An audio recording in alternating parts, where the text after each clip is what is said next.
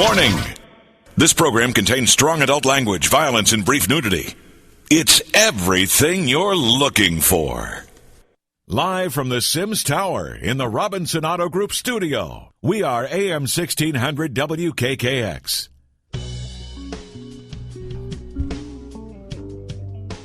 Hello, everybody, and welcome to Whispers Radio here on AM 1600 WKKX, the Valley's Watchdog, and UPRN, the UFO Paranormal Radio Network. Are we real today? We're real today. I'm really here. We're really here? That's right. We are back from the honeymoon, and it was a grand old time. Yes. Right, babe? It was. See? It was good. Just trying to figure out which headphones were working.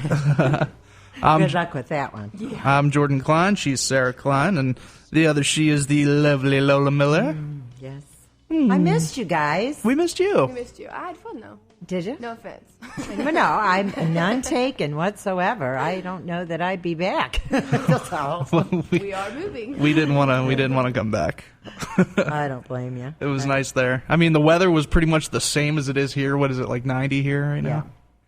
Yeah. So the weather was the same, only there was a beach. Yes. And you would be so surprised how different your mood is when you're stuck outside here and then you're stuck outside at the beach. Oh, it's crazy. Believe me, I know. It's like every other situation is the exact same, yet beach.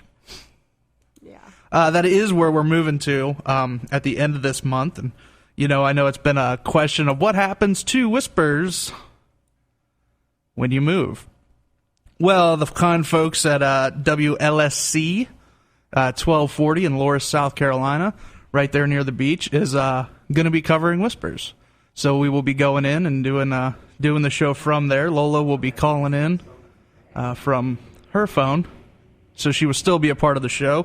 And if you want, those of you out there who are catching up with us, if you email, or if you want to, say thank you, to WLSC, info@WLSCradio.com. Write them an email, say hello, thank you for covering the show. I know we're excited. It's going to be a little different. I will have to be running the board. So, and what a board it is. And it's really old. They were like, listen, because they broadcast that at the beach, but they have one board to where they used to broadcast out of Loris. Well, it's old, and he's like, listen, you're going to be in a closet. The board is ancient.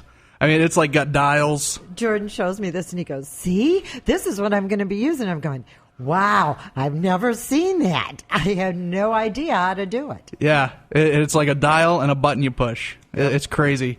And they're like, you got a pregnant wife, and you're only going to be a mile away from this studio, so you might as well broadcast from here instead of driving all the way out to the beach. And I was like, well, I think it's a good idea. So I'm going to have to get some phone lines set up and the whole thing, but it'll be new. It'll be a new Whispers for a new town. Mm-hmm. Going to talk with the bosses here and see if they still want to carry it. Not sure. I got to talk to Mr. Joe Montaldo and see when the best time for the show to air, because I got free reign with that. Yeah. So it will be interesting and it will be fun, and that'll be starting in August.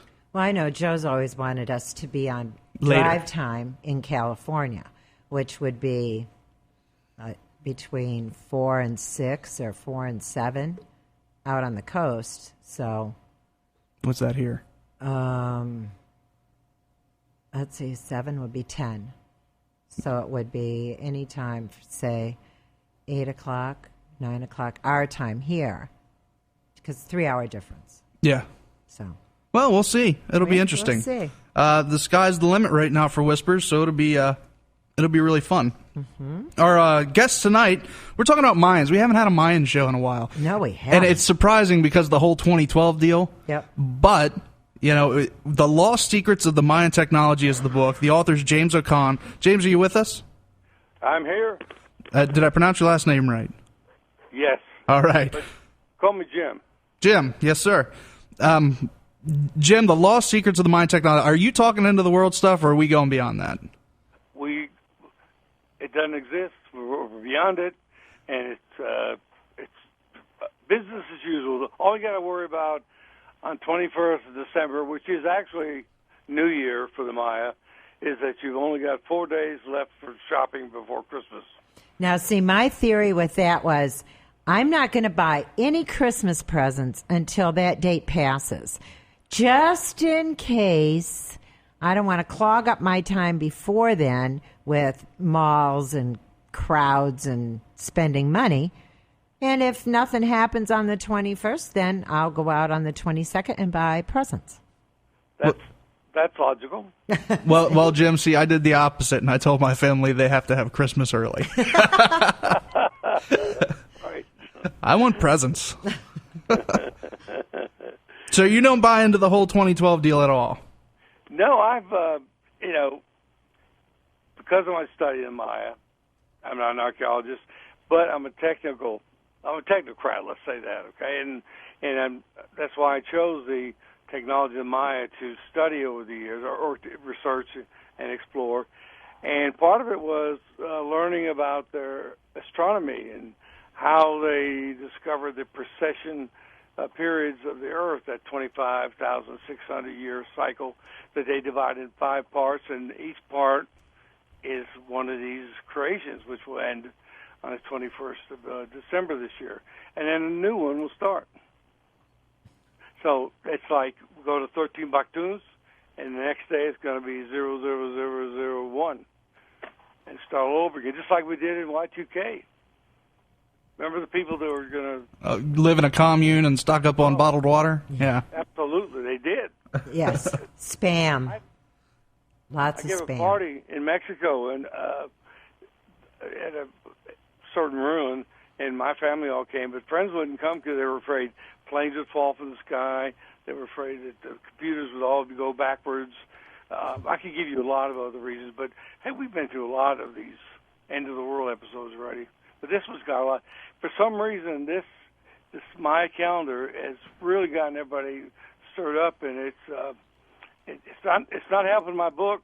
I can tell you that, because I'm the real thing. I'm talking about how the Maya use technology to survive a tough environment, and that's it. But I do talk about how they came up with the date and how it was calculated from the precession of the Earth, and how they figured that out, I could never begin to tell you, because they were really smart. That's crazy. Now, what was it that really killed off the Mayans? The Maya, we're going to call them different things. The Maya were really technically advanced, and they built a civilization of 15 million people in an area that could only really logically support 2 million by conventional methods of farming and water collection, etc. But their technology enabled them to collect and store water for the dry season. There was always a rainy season and dry season, and there still is today in the Yucatan, and survive their 6 months of dry weather. Their cities could have water, their agricultural had water, and they developed other techniques of agriculture using raised fields and canals and terraces, etc., that built up this really large, oversized population. And when the worst drought in 7,000 years struck, for 50 years there was no rain, allegedly. I mean, it was like, during the dry season, 10% or something like that. It was like a small shower now and then. Wow, I didn't know that. 98% of the people were decimated. Well, they were decimated. 98% of the people perished, leaving 300,000, but that was enough to start the Maya all over again. Because there were 2 million when the conquistadors came 600 years later. Oh.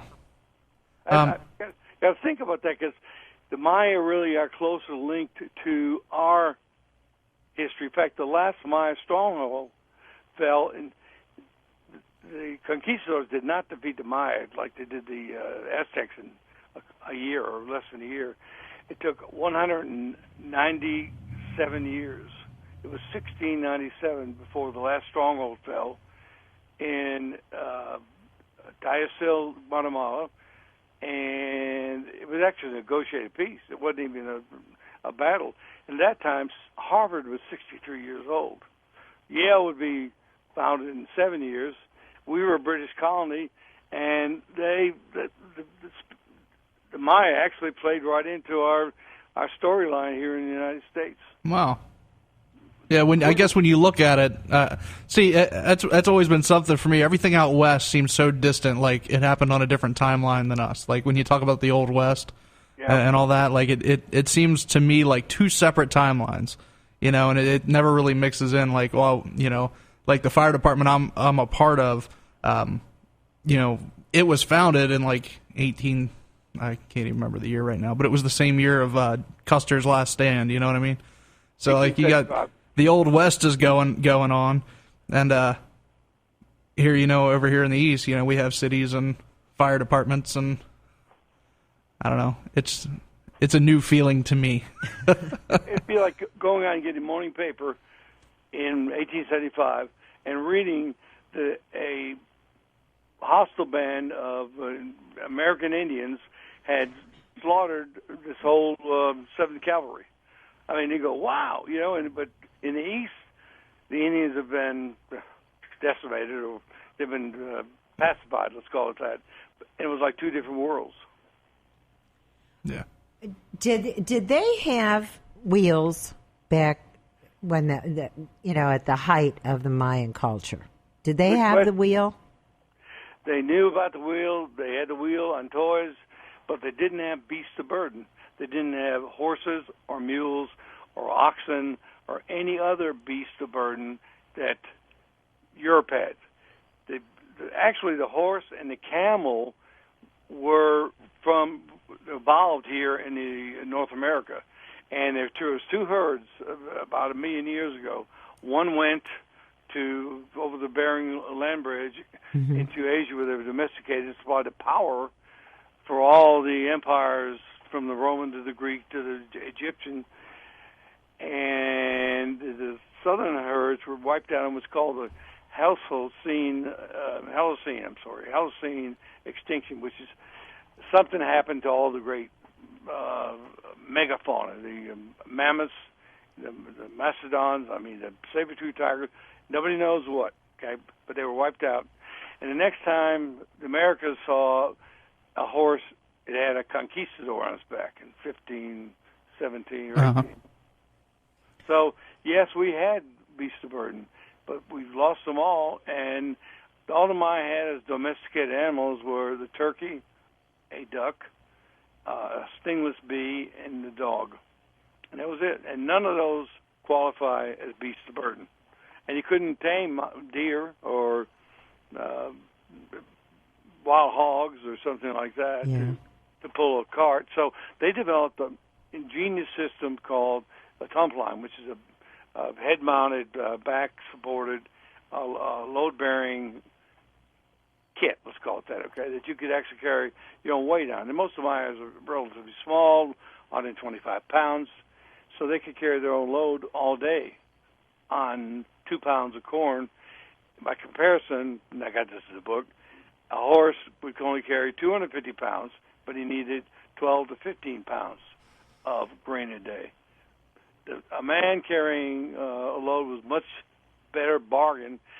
Even though they didn't have horses, if they had them, they would have devoured most of their corn. Yeah. So it was really the most efficient way. Absolutely.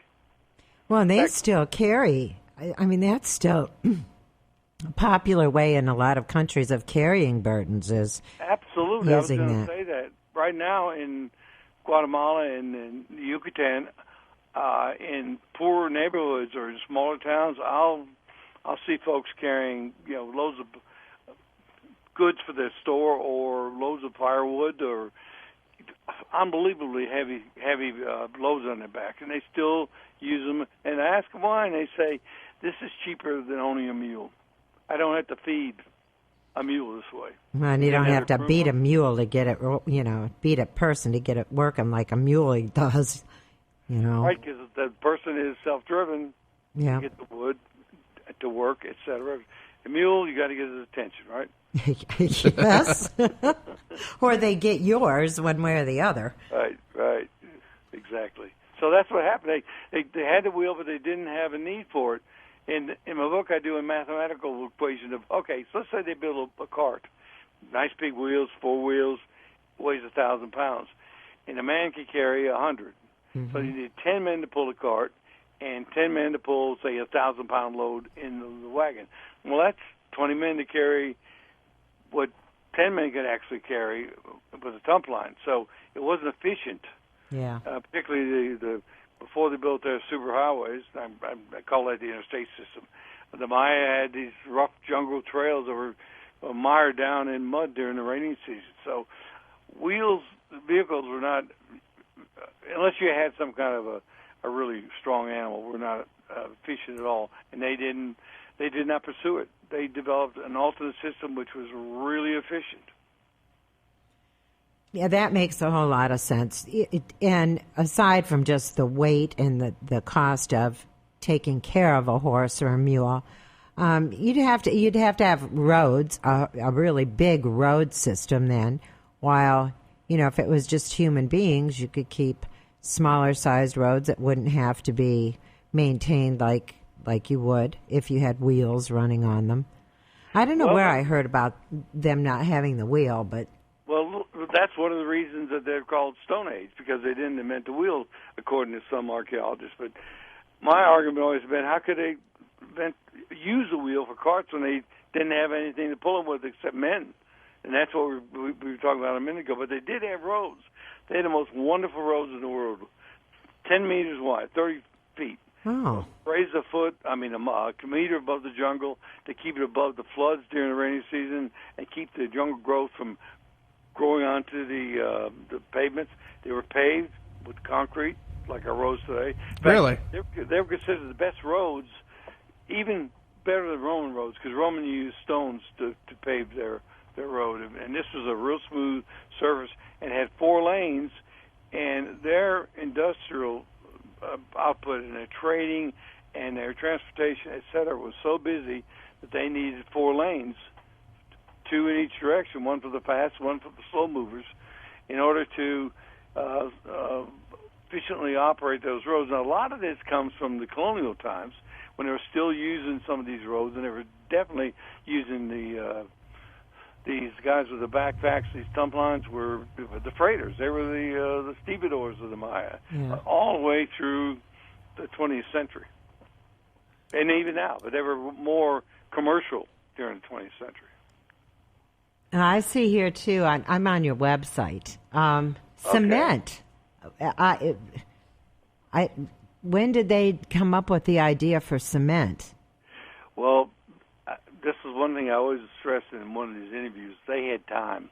They had 3,000 years before they collapsed in 900, which means it started what's called the pre-classic period, somewhere around 2000 BC. Well, that was when the Sumerians were operating over in the old world, et cetera. So they had 1,700 years. We calculate that their cast-in-place concrete buildings were started around 300 BC. So that was, and the British invented cement in 1820. Well, they patented in 1821. So that gave them a 2,100-year lead on Europe. But they already had 1,700 years when they started this so-called pre-classic period to develop this technique. They developed a methodology that was actually a thermodynamic reactor made out of timber. It was like a big circle, 20 feet in diameter and 10, 12 feet high, made out of firewood. I'm going to call it that, okay? Okay. And a hole in the middle, about 8 inches diameter, and he stacked chunks of limestone on top and about 1 meter high. I've got photographs of this in the book, by the way. Yeah. Anyway, because they did it up to the beginning of the 20th century when they were making cement to repair the buildings when they were consolidating the ruins of the Maya. So anyway, they would light the fire in the middle of this reactor, and the fire would burn and get hotter, and it would lower the pressure. And the lower pressure would suck air in from the outside, cool, fresh, oxygen-rich air, which would make the fire hotter in the middle and would vent vertically, and then it would suck more in, and there would be this recycle of lower pressure more oxygen, lower pressure. And the witnesses to this, which one was a great witness in 1910, an archaeologist watched the Maya fire one of these kilns up, and it burned for like 36 hours to get the limestone melted. At the temperature they got, 1,600 degrees Celsius, limestone will melt. And we know there was that temperature because that's what is needed. Plus, the color of the flame was white, blue-white. Mm-hmm. And in the color of flames, blue-white is about 1,400 to 1,600 degrees Celsius. So we know that they had the system, and it came from way back. And somebody asked me recently how they invented it, and I can't tell you. It had to be a trial and error. Yeah, a system, trial and error system that worked, and they improved on it. Right up to the people still use this process in the Yucatan. I saw it just a couple of years ago. So that's how they developed this cement that is very similar to Portland cement. In fact, there's these wonderful professors from the Autonomous University of Mexico did some studies. They were going to prove that one of my premises was absolutely wrong, and they started doing tests on the cement and concrete at the site and discovered that I was right, and they became disciples rather than the critics. So I had their work is in the book, and the chemical composition between Maya cement and Portland cement is amazingly close. That's crazy. That's incredible to me. That 1,000 some years before, it was invented, they were like, yeah, that's old news. We've already patched up our ruins. And the thing is, the Europeans never invented the process of making cement. Now, the Romans had a cement they used, but it was a natural cement, a volcanic material that came from the Mount Etna and the other Vesuvius. But that was all used up eventually. The last time it was used was when Michelangelo used the cement to build the dome at St. Peter's. It was about the 13th century, I believe. Yeah. So other than that, it was 500 years before the British patented it. So that's amazing. I was surprised when those guys came up with this. I read about it online. I've never met these professors from the University of Mexico, but we've become great friends over the internet, and they are so proud to have their information in this book now. I'm proud to have them. I mean, I would have had to go out and spend a fortune. Of course, the Mexican government would never let me take cores of the concrete at these sites. I mean, that's desecrating the sites, but these guys did it, and they did a great job. And now we're friends. But they really contributed to this book. And we all feel a kinship to the Maya. Look, they're Americans, we're Americans, right? Yeah. So, they're part of our heritage. I mean, their food, look at corn, tomatoes, squash, avocado, every bit of chili in the world. I mean, chilies, the pepper. Yeah. Chinese got it from the Maya. The Thai got it from the Maya. Everybody got it through the use of Portuguese traders, traded it all around the world. Then cotton. The cotton that's used all over the world came from the Maya. They developed it and was spread by traders. And in fact, one of the great eyewitness accounts of their trading came from Columbus on his fourth voyage, when he encountered a 60-foot long Maya trading vessel. I'm going to call it a canoe, but it's got all the. That's a big canoe. It was 8 feet wide. And it had like 40 rowers on it. 30 rowers. Anyway, he took off the precious stuff, and the most precious item he found were bolts of really close woven cotton cloth, which was unbelievably expensive in Europe. He claimed it was more valuable than gold. So I could go on and on. Well, let me ask you this, and I know that you don't buy into the 2012 deal. Do you think people make such a big deal out of that because of the influence that the Maya had? Because we don't talk about other, I mean, I don't know if any other Native American tribes or anything developed a calendar, that we would follow, but they seem to be the only one that people really pay attention to.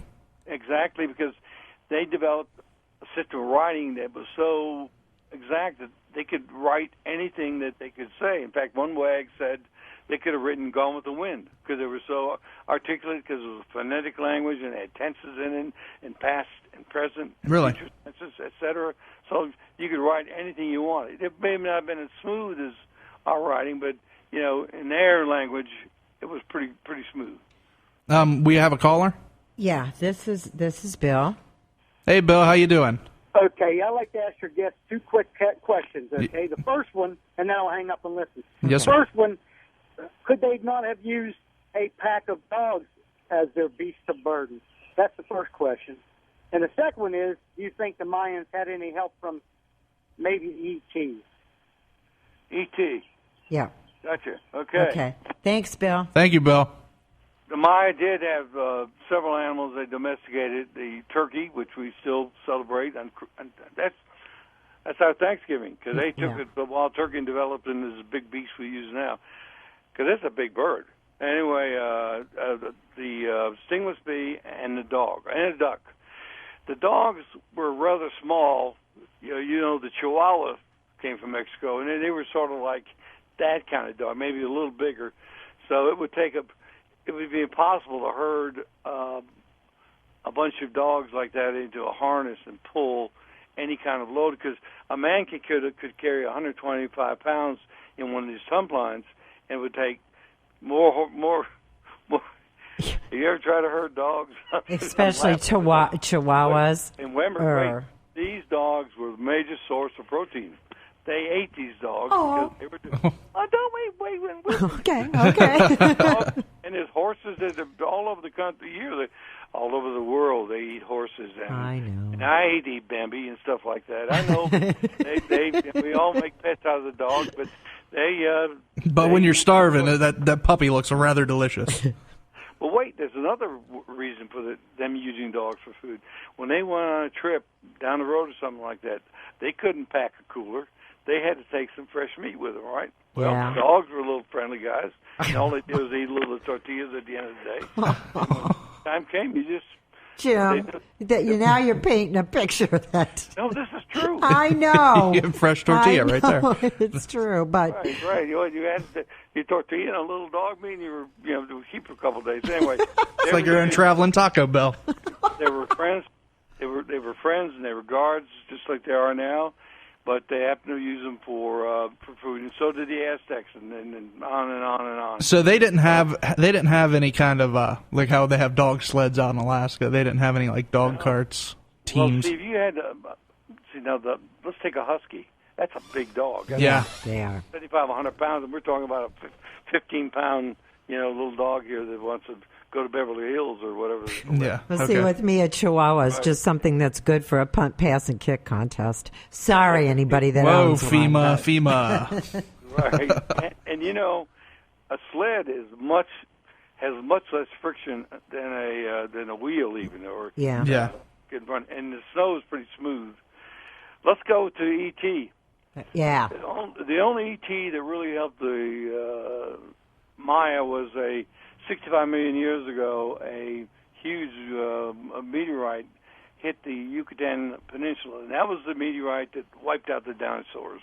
We've all read about the collision with a bolide. They don't know if it was a meteorite or part of a comet or whatever, but it caused the death to, this is the logic anyway, to most of the dinosaurs in the world, but it left shattered limestone on the peninsula, the Yucatan Peninsula, in the northern part.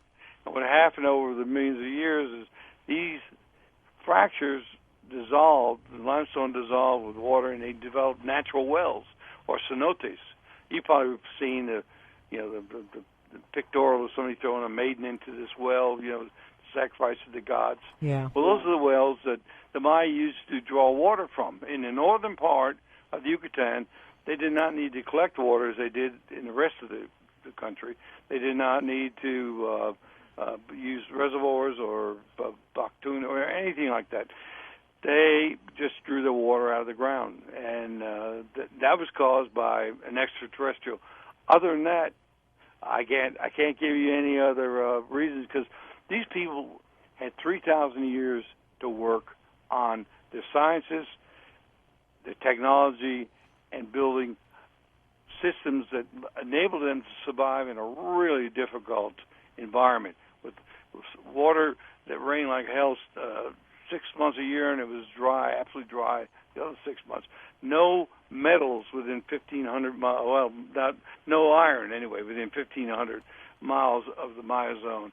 So they used hard minerals like jadeite, which is harder than steel, by the way, to make their tools. And their tools, I took a chisel that they made and laid it down next to a Czechoslovakian tool worker's tool. Now, they were similar. The sizes, the cutting edges, and et cetera. Same thing for gouges, axes, adzes, and stuff like that. So they had a great solution for everything, and they made everything that they could find work towards their benefit. Okay, now, since there was, what I'm trying to grasp is it the same kind of progression of thought in science on both sides of the Atlantic at about the same time? But because they had different natural resources, that accounts for some of the difference then in the cultures. Is it go ahead. Well, I'm just wondering if it's a natural progression, if both sides, if civilization on both sides of the Atlantic kind of came to the same conclusions and the same types of inventions at roughly the same time in history, but only, coming about it in a little different way because of the natural resources that were available to them. Right. You have just hit on something which is the basic premise of anthropology. Did you know that? I mean, that was a real original thought. Thank you. This is called comparative analysis. That's when two civilizations in different parts of the world develop, or a civilization develop to a form where they have developed writing, they developed social systems, they developed structures, they developed roads, they developed public works. Mm-hmm. They then they get to the point they develop what is called steamboat time.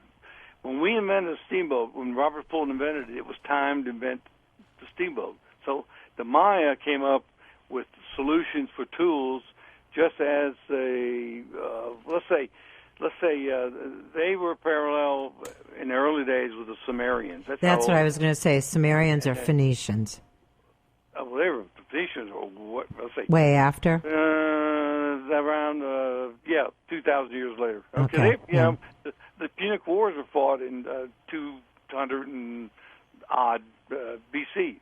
When Hannibal. Okay. Hannibal was right. a Phoenician. Remember, he was from Spain. He crossed the Alps with his elephants. Yeah. Yeah, I got nothing to contribute to this part of the conversation at all. But anyway, yes, the answer is they needed tools, and they found that they could make them out of jadeite, which is a material that's actually harder than steel, and they found ways to work it and make it into the tools they needed.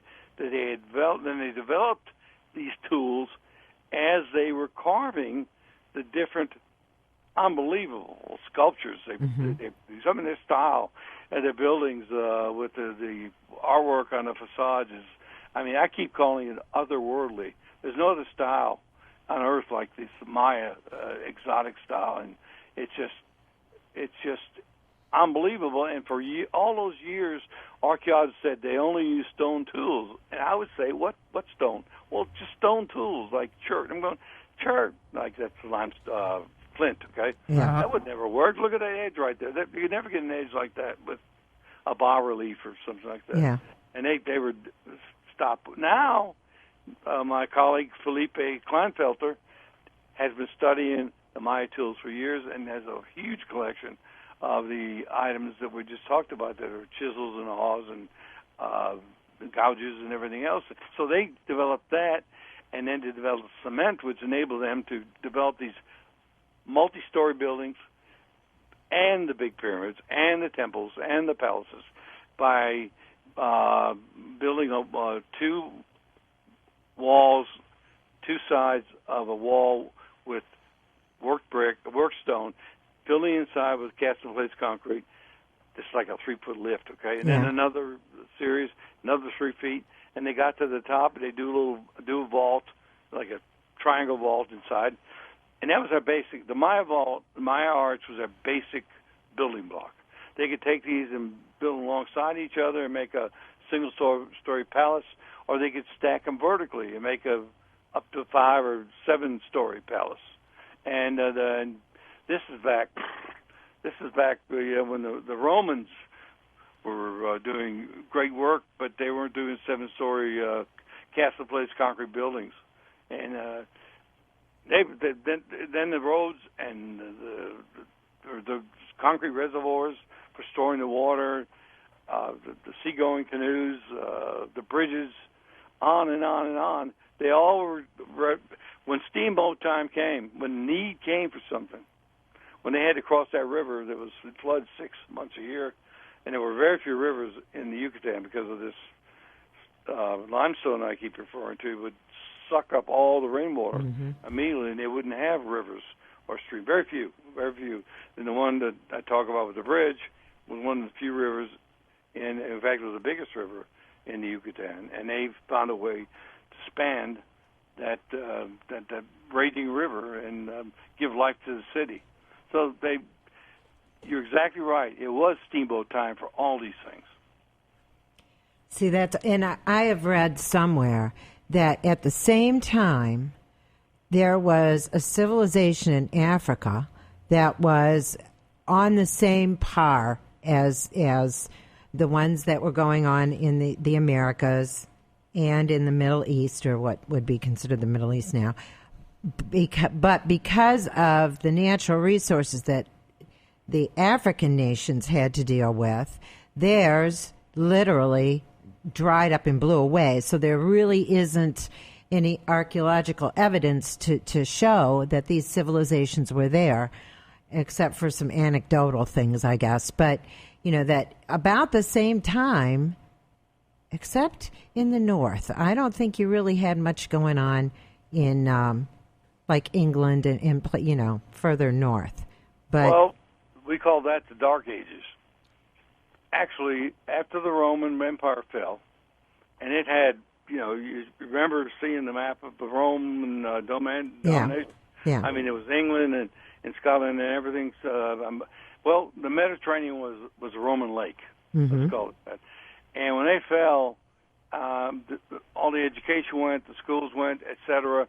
And there was no education. There was no empowerment of governments to educate or write or anything like that, and things fell apart, and that's why they called it the Dark Ages, which happened, I guess. The argument goes on, well, when did they end? Well, the Renaissance, which meant new light, was a new beginning, was maybe the end of it. But Europe had fallen into some doldrums after the Roman Empire fell. That's the invasion of the Vandals and the Goths and the Visigoths and all those guys. Then we had the Huns. It was pretty well torn up for centuries and centuries. Well, but that's what happens when you have a conquering society come in, and they don't assimilate the culture that they're with. When they try and just dominate like the Romans did, and then everything fell apart in Rome, so they, just pulled back, but they left nothing as far as government or culture or anything behind, and then you just have roving bands of, I don't know. Romans? No, there were farmers and hunters and gatherers. Yeah.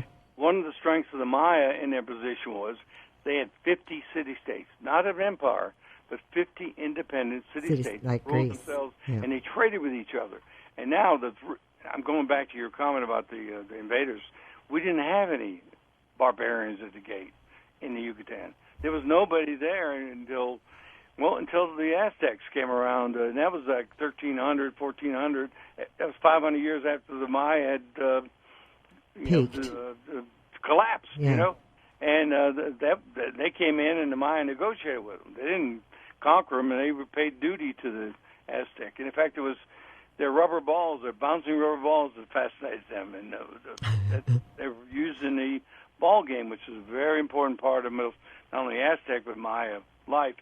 They had discovered the method of taking latex and rubber tree and mixing it with the morning glory vine, which had sulfides in it, and making a really unbelievably bouncing ball. So that was their tribute, 400,000 a year. Wow. But that was how they kept the invaders away, because the invaders needed those balls, and they didn't. There was a long way down to the Yucatan, and there was no treasure in the Yucatan. There was no gold, anything like that. But they had the need for the balls. It's just really interesting to me that they had all this stuff and they came up with all this stuff, and yet other people take credit for it. Other people what? Think what? Take credit for it. Well, no, it was just steamboat time came again when Goodyear discovered if you put sulfur with rubber, you could make vulcanization. They discovered it by accident. In fact, they didn't invent this process. It came from the Olmecs, which was it's called a mother culture, which was earlier. It started about 1600 BC and disappeared around 600 BC. And they developed a notion of writing the 260-day continuous calendar, which we can't use. But anyway, the process of making rubber, how to work jade, the process of being artisans in jade jewelry. So the Mayans took these notions and turned them into real serious arts and sciences. But they got a suggestion from previous cultures. You know, and honestly, I'm so glad that we had you on, because the only thing most people know about the Mayans or think about is this damn calendar and the world ending. You know, well, we can't. And I'm just going to talk for the. I've got 1 foot in the archaeological world and 1 foot in the engineering world. Okay, and I'm going to talk from the archaeological side now. We don't have any evidence that the Maya ever expected the world to end on December 21st. Go ask a Mayan, just 5 million Maya living in Guatemala, Honduras, Belize, and Mexico, and many of them still wear the old costumes. I got some pictures in the book, and they only speak one of the 30 Maya languages, and many of them don't speak Spanish. I had to learn to speak Spanish so I could speak mine, So they will tell you that when this date comes up, that's New Year. It has nothing to do with death and destruction or anything like that. So there's not, like, on the big calendar, there's not a picture out next to it of, like, flames and people with their arms up screaming. And no, but there's some great cartoons on But, you ask them, and they don't know anything, and there's nothing in the writing. There's only 2 places in all of the historically that has been glyphs have been discovered where that date is given, and one was just discovered last year and just announced recently, and it just gives the date, and it says no, not last year, last week. What are we talking about? That was another thing. That just says that the one in Tortuguera says a certain god will come down and get dressed. That's it. There's nothing deadly about that. And the other one talks about a ruler who ruled Tikal in 696, and he was beaten in the battle but won the war. And he says, we will persevere forever until the end of this creation, which is December 20th. Oh. That's it right there. That's still nothing. It's like, hey, man, remember the 1,000-year Reich? It didn't only lasted a few years. So it's nice. Or the famous poem that about a poet had picked up a plaque in the middle of the desert, no structures around or anything. It says, "I am the most powerful king in the world. All before me kneel. This king will last forever." Well, he was nothing but dust. So that's the kind of attitude this king had when he wrote that, this kingdom will last another 2,000 years or whatever it is. It is impressive that the Mayan, I guess, you said it lasted several thousand years. Our civilization as we know it, our history really is only at, a couple thousand, you know what I mean? And that's not even that long. Yeah, you not can't even that take long. the British back then. But 52 BC is when Caesar was driven off the British Isles, actually. So, as Americans, the parallel is was the last Maya stronghold fell, not in 1540 or 30 when the Yucatan fell. It fell in 1697. At that time, Harvard was 63 years old. Yeah. The next year, they would found Yale. I mean, we were a British colony. I mean, it ties in, the Maya history ties in to us so closely. And remember, there were thousands and thousands of books with the writing in it that the Catholic priests, I'm Catholic myself, it always hurts me to say this, the priests and the conquistadors burned. Yeah. Big auto da fe. And that goes to the time, and I'm going to take you back to 1697, the city of Tayamal had literate scribes who could write and read Maya, and had many books, which also got burned when they were taken over by the Spanish. Uh-huh. When Harvard was 63 years old, Harvard should have gone over there and gotten some of those books. I'm not kidding. No, I know. We're so close and parallel to their history. We're all Americans, okay? And they were, we let the conquistadors beat up on them. We wouldn't let that happen now. Yeah. I mean, we would probably send in the Marines, but we didn't have Marines back then, right? Anyway, I don't want to, but we're so close. And then what did they give us? It's not just a calendar. When you have dinner and have corn or tomatoes or squash or avocados or vanilla, or I could go on down to hundreds of plants that they actually didn't pick from the wild but grew in the sense of agronomy and developed into plants that feeds the world right now. Yeah, it's neat. We're all, they're all American. I've heard Indians and Chinese and Thais swear that chili peppers are from their countries. Wrong. Yeah. 500 years ago, they wound up on Portuguese traders, and they got them, and they've developed into other plants and stuff like that. They've been working on it, but they originally came from the Yucatan, born in the Yucatan. And we are out of time. I want to thank you very much. This has been wonderful. Thank you so much. I enjoyed it. I've been on a roll with getting some shows that Lola likes. Yes, he has. Right. Well, I caught your attention, and that was a good thought. Yes, you have. And really, I kind of majored in pre-Columbian history, particularly European history. So it's like, oh, wow, I remember this kind of stuff now, because it's been too many years since I've exercised my brain. No, I know. But all right, and your website is theoldexplorer.com? Right, and if you look at the website, it'll give you I'm talking to the listeners, a really good idea of the book, and you could look at it or click on Amazon.com or BarnesandNoble.com and order the book. It's very reasonable, and also it's in the bookstores in Barnes & Noble. All right, The Lost Secrets of Maya Technology by Mr. James O'Con.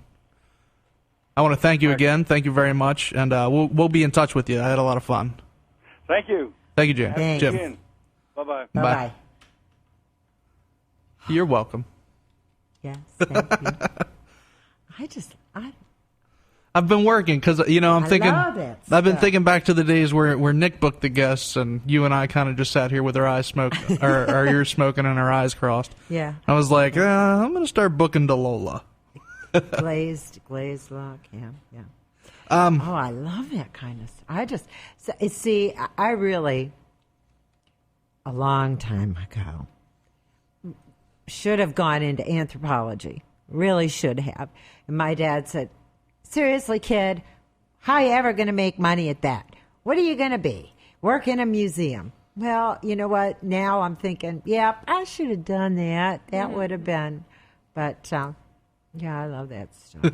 I love it. All right, next week, I think you'll like that one too. It's called The Book of Transformation. The author from that.